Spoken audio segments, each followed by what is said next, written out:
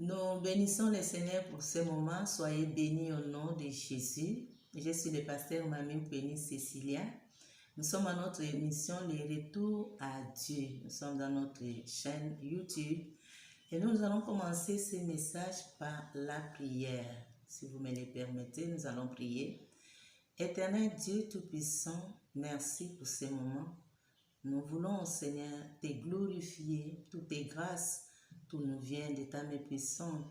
Merci pour cette journée merveilleuse, pour ton peuple que tu as encore disposé pour écouter ces messages. Merci, Seigneur, de me permettre de rentrer dans leur cœur et de communiquer la vie, car ta parole est la vie. Bénis ces instants. Bénis, Seigneur, tout un chacun d'eux. Que toute la gloire, l'honneur, la puissance te reviennent, Papa, au nom de Jésus. Nous avons ainsi prié, nous disons Amen. Alors, nous allons lire la parole de Dieu dans le livre de Romains chapitre 8, le verset 29. Nous avons ce petit thème, le désir de Dieu, et nous lisons dans Romains 8, 29.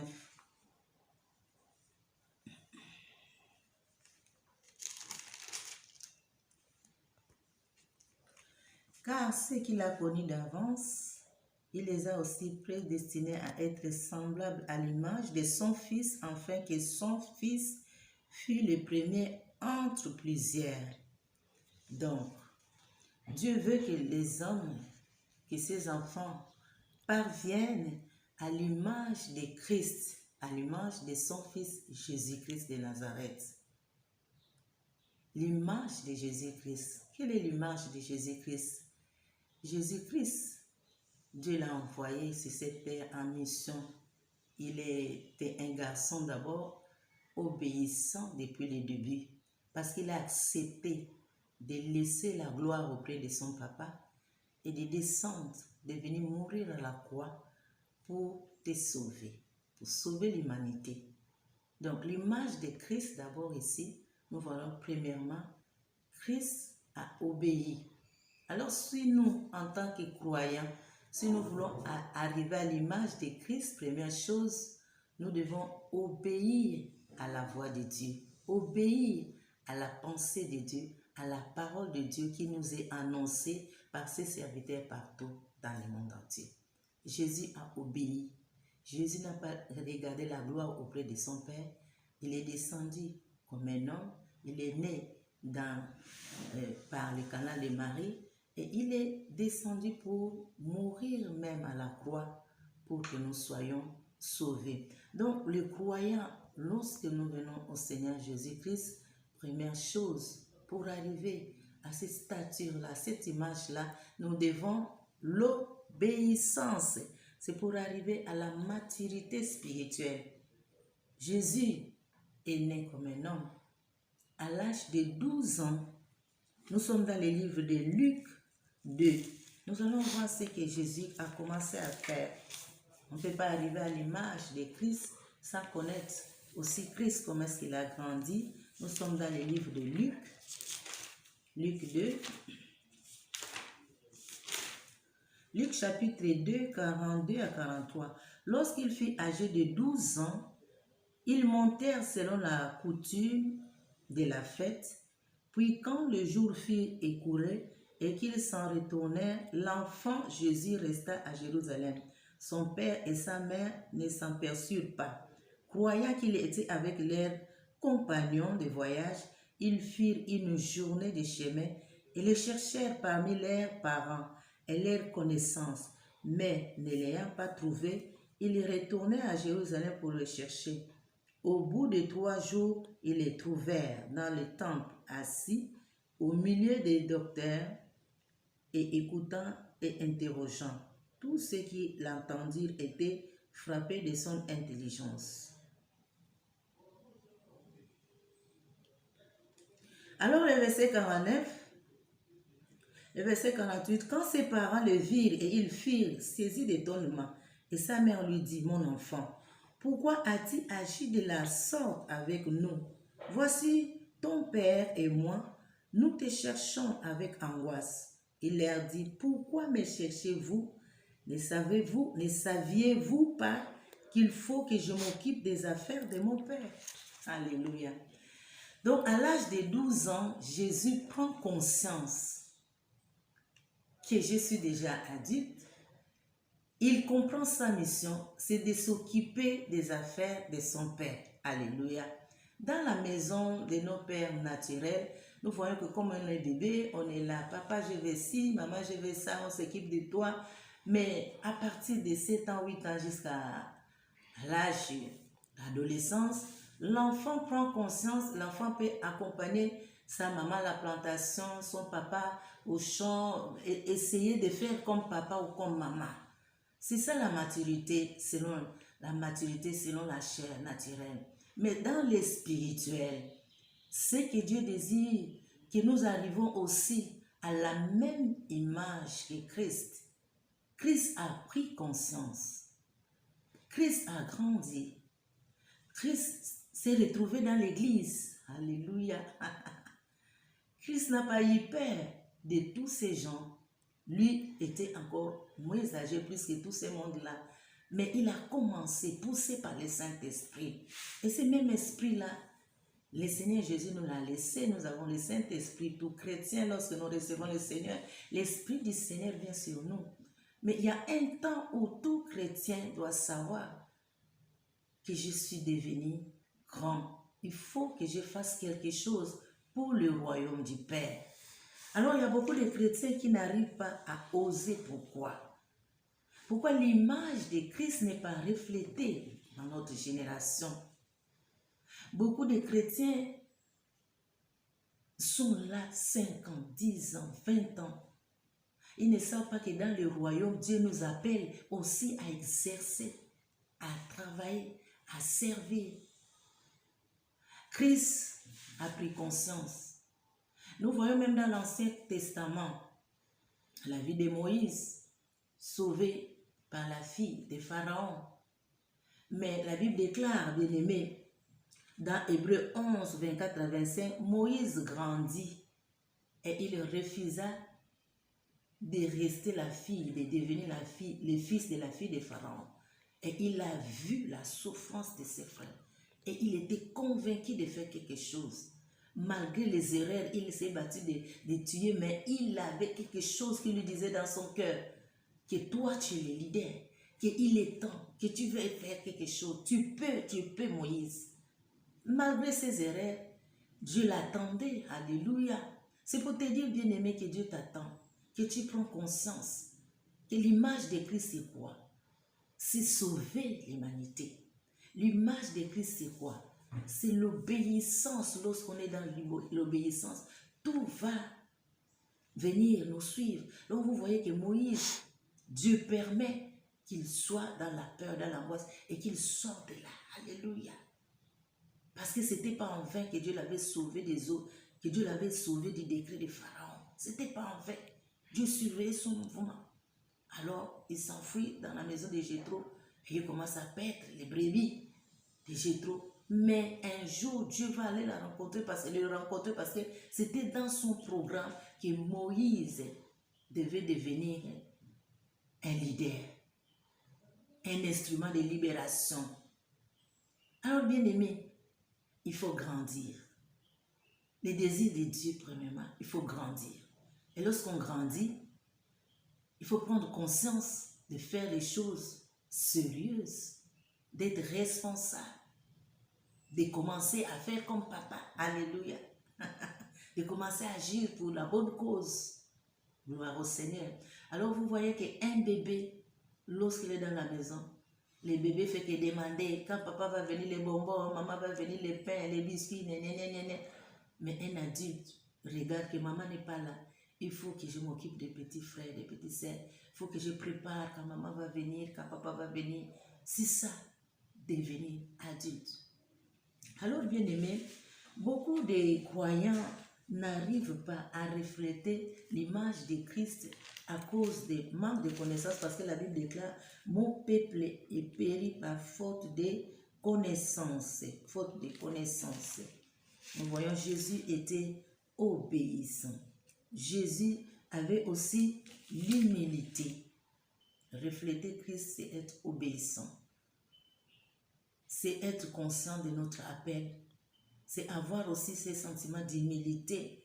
L'humilité, nous lisons dans Hébreu, nous sommes dans le livre d'Hébreu 2, le verset 9, nous dit, Hébreu 2, 9, mais celui qui a été abaissé pour un peu de temps au-dessus des anges, Jésus, nous le voyons, couronné de gloire et d'honneur à cause de la mort qu'il a souffert, afin que par la grâce de Dieu, il souffrit la mort pour tous. Jésus a accepté l'humiliation. Jésus a accepté de s'humilier pour un temps. S'humilier pour un temps pour la bonne cause du royaume. Accepter la mort pour que nous soyons sauvés. Pour que l'humanité soit sauvée. Donc, refléter l'image de Christ, c'est aussi l'obéissance, prendre conscience et accepter. Le verset 9 nous dit, le verset 9, Hébreu 2, le verset 9 nous dit, mais celui qui a été abaissé pour un peu de temps au-dessus des anges, Jésus, nous le voyons couronné de gloire. Lorsque nous sommes chrétiens, lorsque nous sommes rentrés dans le royaume de Dieu, nous avons accepté Jésus comme Seigneur et Sauveur. Dieu, des fois, peut permettre que nous vivons l'humilité, se rabaisser pour servir. Et lorsque nous nous rabaissons pour servir, Jésus a dit, le plus grand dans son royaume, c'est celui qui sert. C'est celui qui sert. Et pour un temps, Jésus s'est rabaissé. Mais il n'est pas resté en bas. Dieu l'a couronné. Alléluia. Nous prions trop. Nous prions, Seigneur, élève-moi, Seigneur, honore-moi, Seigneur, bénis-moi. Mais c'est en servant le Seigneur qui peut nous couronner. Il peut nous glorifier, il peut nous élever, il peut nous honorer. Jésus a accepté de s'humilier pour un temps. Dieu ne l'a pas laissé là-bas. Refléter l'image de Jésus, c'est l'image de l'humilité. Lorsqu'on accepte de s'humilier comme Jésus, Dieu peut aussi nous couronner de gloire. Nous couronner de gloire, d'honneur, alléluia, à cause de la souffrance qu'on peut accepter. Parce que servir Dieu, ce n'est pas du bonbon. Servir Dieu, c'est accepter les attaques, c'est accepter l'humiliation, les mépris, les insultes. C'est un travail où le diable n'aime pas lorsque tu te lèves pour servir le Seigneur. Il n'est pas content et il peut susciter même ta famille, ton mari ou tes enfants. Mais si tu acceptes d'être humilié même par tes propres parents, tes propres enfants, Dieu ne te laissera pas là. Dieu va te couronner de gloire. Dieu va te couronner d'honneur. Dieu va t'élever, t'honorer. Alléluia. Tu peux dire amen bien. Donc, refléter l'image de Jésus, c'est vivre comme Jésus. Comment est-ce qu'il a vécu? Dans l'obéissance, dans l'humilité, en prenant conscience de sa mission sur cette terre. C'est ça l'image de Jésus. C'est ça le désir de Dieu. Tu ne peux pas rester à l'église. Depuis des années, tu ne fais rien. Tu as accepté Jésus, tu dis, j'ai pris à la maison. Mais tu ne peux pas refléter l'image de Jésus. C'est que Dieu désire que tu arrives à cette image parce que nous commençons à servir le Seigneur avec nos imperfections, avec nos erreurs. Voici Moïse a commencé avec les erreurs, mais Dieu l'attendait. Dans le désert, Moïse a rencontré le buisson d'Artan, le feu du Saint-Esprit l'a embrasé et Moïse est devenu une nouvelle personne, remplie de puissance, remplie du Saint-Esprit. Et c'est alors qu'il a obéi, il est allé sortir le peuple de Dieu en Égypte. Ne regarde pas que je suis encore lié, je suis encore ceci, je ne me suis pas encore marié. Beaucoup de chrétiens se disent, il faut que je me marie d'abord. Mais tu vas retarder même ton mariage, je t'assure. Il faut que Dieu fasse d'abord ça. Non. Nous reflétons l'image de Jésus en suivant comment est-ce que Jésus a vécu sur cette terre, comment est-ce que Jésus est arrivé à la droite du Père. Jésus s'est humilié. Jésus a été couronné après s'être humilié, après accepter la croix, après accepter les insultes à la croix, après accepter l'épine de couronne à la croix, après accepter, alléluia, qu'on le blesse, après accepter qu'on crache sur lui, après accepter qu'on déchire ses habits. Ça, c'est l'humilité. Il s'est identifié en nous et il est venu, bien-aimé, nous réconcilier avec le Père. Refléter l'image de Jésus, c'est prendre conscience que je suis appelé dans le royaume pour réconcilier les païens avec les pères, pour réconcilier. Parce que ces gens-là, dans 2 Corinthiens, la Bible déclare, ils sont comme des animaux. Au lieu de les accuser à tort, à travers, nous devons les réconcilier avec les pères, le faire rentrer dans le royaume. C'est ça. Nous reflétons Jésus par ce qu'il a fait. Qu'est-ce qu'il était? Qu'est-ce qu'il a fait? Qu'est-ce qu'il est devenu? Alléluia. Soyez bénis au nom de Jésus. Alors, nous allons prendre encore un autre verset. Dans Jean 15, le verset 16, qu'est-ce que Jésus nous dit? Jean 15, le verset 16.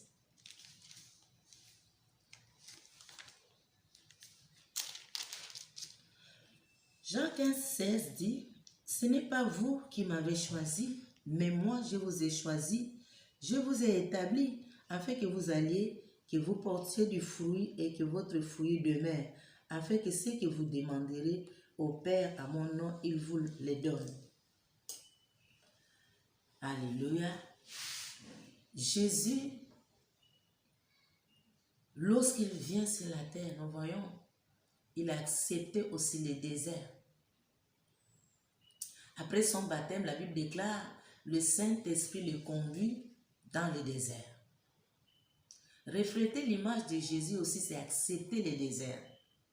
Un lieu de famine, un lieu de soif, un lieu d'abandon, un lieu où tu es seul.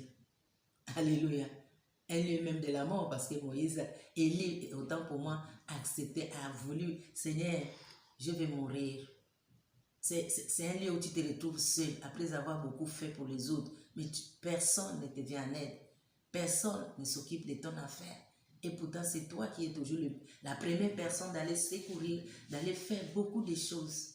Mais quand Dieu veut te passer par le désert, même tes parents peuvent t'oublier, ta famille peut t'oublier, tes proches peuvent t'oublier, t'abandonner. Et c'est un lieu de tourment, c'est un lieu de combat. Alors il faut vaincre l'esprit du désert. Lorsque tu vaincs l'esprit du désert, c'est alors que l'image de Christ va grandir à toi. L'image de la gloire de Christ va grandir à toi. L'image, vous voyez que quand Jésus sort du désert, après être tenté plusieurs fois par l'ennemi, il a vaincu Satan le serpent. Et la Bible déclare qu'il était, au sortir là-bas, il était revêtu de la puissance d'en haut. Des fois, la puissance d'en haut, ce n'est pas par la prière que ça doit descendre sur les chrétiens. C'est par le désert. Lorsqu'on accepte le désert et on souffre, quand on est seul, on ne cède pas à la tentation de la fornication. On ne cède pas à la tentation des compromissions. On ne cède pas aux choses de ce monde. On accepte la faim, on accepte la soif, on accepte l'abandon, on vainc ces démons-là du désert. Et après là-bas, Dieu nous revêt de sa puissance d'en haut. Et vous voyez qu'à partir de là, Jésus, sa renommée est répandue aux alentours. Parce que tous les malades qui venaient auprès de lui étaient guéris. Tous les problèmes étaient résolus. Reflétez l'image de Christ. La puissance et l'image de Christ. Mais avant d'être revêtu de la puissance, il revient d'où? Du désert. Et des fois, toi, quand le Seigneur te fait traverser peut-être un mois seulement où tu n'as pas les savons, tu commences à chercher les ex dans ton téléphone. Les ex, ah, lui là, quand il était avec moi, je ne manquais pas de savon. Je ne manquais pas la crème. Je ne manquais pas le loyer. Non, Dieu peut permettre que tu manques même de tout, mais tu ne manqueras pas de sa présence. Et il est à ce moment-là que l'ennemi viendra pour te tenter, pour dire si tu es un enfant de Dieu, vraiment tu manques aussi 100 francs. Pourquoi tu manques aussi vraiment ça? Si tu es vraiment chrétien. Mais si tu ne cèdes pas à la tentation, au sortir là-bas, l'image de Christ, c'est la puissance. Alléluia. Tu iras de gloire en gloire. Tu serviras le Seigneur dans des dimensions élevées. Tu serviras le Seigneur poussé par le Saint-Esprit, sans se relâcher. quelle que soit la tempête, la puissance de Dieu va t'envelopper et tu seras inébranlable sur le terrain, sur ton champ, bien-aimé. C'est pour te dire que les désirs de Dieu, que tu deviens puissant. L'image de Christ, c'est la puissance. L'image de Christ, c'est l'obéissance, c'est l'humilité. Alléluia.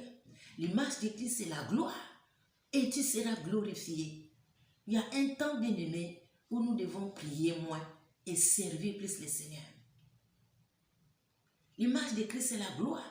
Mais si tu es souvent malade, et c'est une vie glorieuse, non. Mais il y a des promesses lorsque tu sers le Seigneur. Dieu éloigne de toi la maladie. Dieu éloigne de toi la pauvreté. Dieu éloigne de toi la stérilité. Exode 23.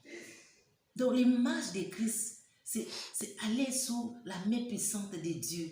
Obéir à la voix de Dieu. Obéir à la parole de Dieu. Et rentrer dans l'action. Alléluia. Jésus n'a pas retardé, bien-aimé. Vous voyez, après le désert, il vient en Galilée. Il dit, le temps est accompli. Alléluia. Matthieu 4. Il dit, le temps est arrivé, je dois régner. Le règne du mal est déjà suspendu. J'ai vaincu Satan. Il a vaincu le désert. Il a vaincu Satan. Et maintenant, il doit régner. Dans chaque vie qu'il règne, il n'y a plus l'opprobre. Il n'y a plus les ténèbres. Il n'y a plus. Alléluia. Et on dit, le peuple qui était assis dans l'ombre de la mort a vu la lumière. Ils ont vu Jésus, des grandes joies, des grands miracles s'opérer. Alors, bien-aimé, il y a des choses que tu dois prendre conscience, que quand tu rentres dans cette vie de Jésus, quand tu ressembles à Jésus, tu acceptes cette démarche-là, tu ne resteras pas en bas au nom de Jésus. Tu ne resteras pas en bas. Tu seras la tête. Parce que Christ est la tête du corps. Tu seras puissant. Et lorsqu'il vient, vous voyez les ailes que Jésus avait. Il dit, Pierre, suis-moi, Jacques, suis-moi. Il commence à appeler, il les encadre, il les forme. Il n'y a plus de relâche, il n'y a plus de repos, il n'y a plus le temps de se distraire. Les temps sont mauvais. Reflétons l'image de Christ. Abandonnons des petites choses. C'est des bébés qui jouent avec le feu. De continuer à jouer avec les petits péchés. Continuer à s'inquiéter, à se lamenter. C'est le temps d'être revêtu. Toi qui passes par les déserts, sache que ce n'est pas le temps d'abandonner. Ce n'est pas le temps de se lasser. Ce n'est pas le temps de céder à la tentation. Tu sortiras là-bas rempli, revêtu, béni, alléluia. Tu sortiras là-bas avec un autre corps. Je me rappelle de mon témoignage, quand le Seigneur m'a amené brisément dans le désert. Un jour, j'ai manqué même la crème. Et j'ai commencé à aller à la douche, je n'ai pas de savon. Et quand je sors, je dois chercher à la cuisine l'huile de palme. À 25 ans, j'ai dit, Dieu pardon, j'ai pleuré. J'ai eu honte. J'ai dit, comment je vais frotter vraiment l'huile de palme? Mais le Saint-Esprit me faisait voir et dit, regarde ton corps, tu es belle. Le Saint-Esprit me consolait, mais j'ai pleuré. Mais cette nuit-là, quand je suis allée dans ma chambre prier, j'étais à genoux. Et j'ai prié comme je n'ai jamais prié. J'ai prié avec un cœur plein d'amertume. J'ai fait des supplications. J'ai dit, Dieu, pardon. C'est comment? Mais tu t'aimes, envoyé beaucoup d'argent. Il y a quoi? Qu'est-ce que tu as fait? Même mes robinets. J'ai pleuré. Mais qu'est-ce que je suis sortie avec? J'étais remplie. J'étais baptisée du Saint-Esprit. C'est le jour que le Seigneur m'a visité. Et le lendemain, c'était les baptêmes d'eau. C'est pour te dire, bien-aimé, nous devons refléter l'image de Christ. Écouter la parole de Dieu, c'est une bonne chose. Mais mettre cela en pratique. Vivre dans l'obéissance de cette parole. Vivre dans l'obéissance, dans l'humilité, dans la sainteté. Alors Dieu ne cessera pas à nous couronner. Donc nous sommes presque à la fin. Nous lisons Colossiens. Colossiens, que Dieu vous bénisse. Nous sommes dans les livres de Colossiens, chapitre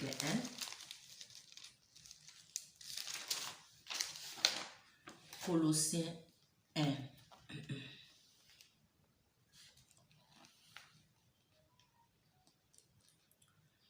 Là, c'est l'apôtre Paul qui nous parle, alléluia, qui nous a délivrés de la puissance des ténèbres et nous a transportés dans le royaume de son Fils, le verset 13, son amour, en qui nous avons la rédemption, la rémission du péché. Il est l'image du Dieu invisible, le premier-né de toute la création, car en lui ont été créées toutes les choses qui sont dans les cieux et sur la terre, les visibles, les invisibles, trône, dignité, domination, autorité, tout a été créé par lui. Il est avant toute chose et toute chose subsiste en lui. Il est la tête du corps de l'Église.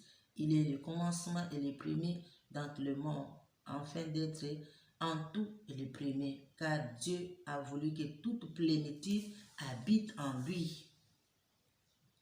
Beaucoup de chrétiens ne peuvent pas, ils voient que c'est difficile. Non, il faut seulement croire que Christ qui est venu en moi m'a délivré de la pauvreté, de la honte, de l'humiliation, de la puissance des ténèbres. Puissance des ténèbres, c'est quoi?